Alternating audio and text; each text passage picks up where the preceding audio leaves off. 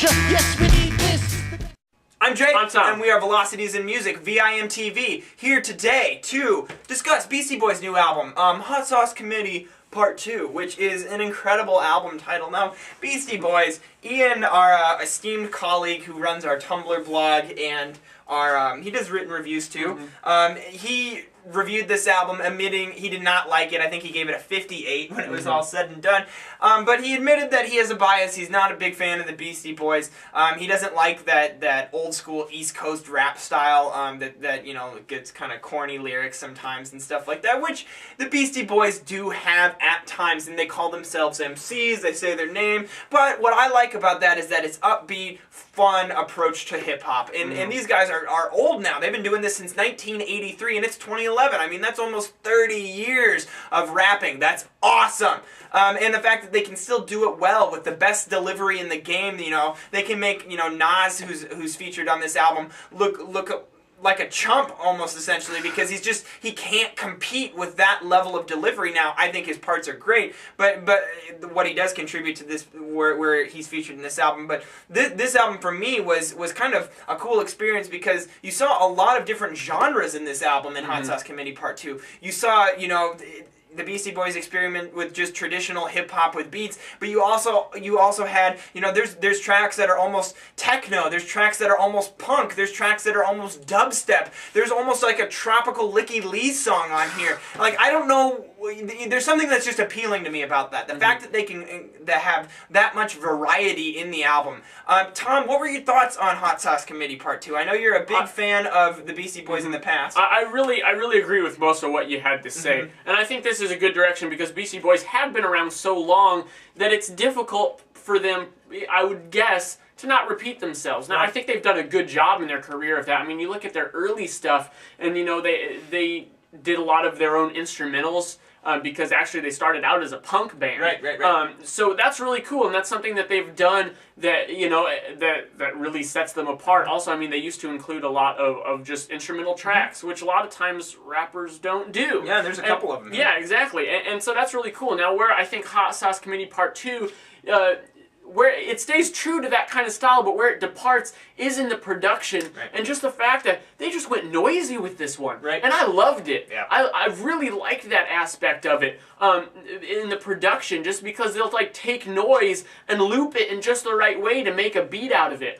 There's hardly a spot where the vocals aren't being put through some sort of distorted filter or something, and I think that adds a cool layer to it, because I think actually that's one thing that the hip-hop albums tend to get a little tedious and boring about, is when you just have the very upfront, clean vocals all the time doing the same kinds of rapping. Well, they do a great job of mixing that up on this album. A lot of diversity. Now, where I think this album, where its weaknesses come from, is that the album as a whole is stronger than the sum of its parts. I like listening to this album straight through just because it's fun. It does have that kind of noisy appeal that I like, but at the same time, I don't think there are many standout tracks. There are a few, but overall, I think a lot of the tracks individually are kind of passable. None of them are bad enough that you want to skip them, but none of them are good enough that you think, man, I just got to listen to, pick a song. You don't really do that. It's more the album as a whole that you think, I like the mood, I like the way this made me feel, I want to come back to it. My biggest issue with this album is more the fact that it just kind of unravels at the end. I feel like it does not close on a high note, and that the last kind of the last few tracks just kind of go, and it's just not the same quality levels you had on the first part of the album. The first half of the album is excellent, I think, and that always bothers me. I like a consistent punch straight through, and especially with a dynamic band or artists like the Beastie Boys. Now, another thing that I loved about this album, though, was the production. Everything just sounds so thick, you know. It just it's so much atmosphere was provided in how they produced a lot of the reverb, and as you were saying, the vocal effects. That's definitely a highlight for me. But to me, this could have been, this could have been better. It could have been completed better had it been a little bit more consistent, a little bit more focused, and maybe a little bit more emotional depth, which is kind of hard to do with the Beastie Boys, but it's something that I would still like to have, because otherwise it comes off a little frivolous. The Beastie Boys are still authentic, though. They're still being the Beastie Boys and kicking ass, doing what they do best. best, and that's just being awesome and efficient rappers, and providing that delivery that you can't find really anywhere else at anybody else in the game right now. I feel like this album flows better than most rap albums. It absolutely but does. I think that all rap albums need standout tracks. They have to. Need a lot of standout tracks, and this just doesn't quite. Well, have it. and I think that if you look at any amazing, incredible album, you're always able to pick out one or two tracks that just blow your mind. I've never seen an album where you don't. Even albums that have like 5 tracks, one of the tracks will at least have a section that just makes the album. You know. But that's just, a personal bias of VIMTV. But we're interested in to hear what you guys think. I'm going 75, Tom. I'm going 74. Well, that puts it right in the good range for VIMTV.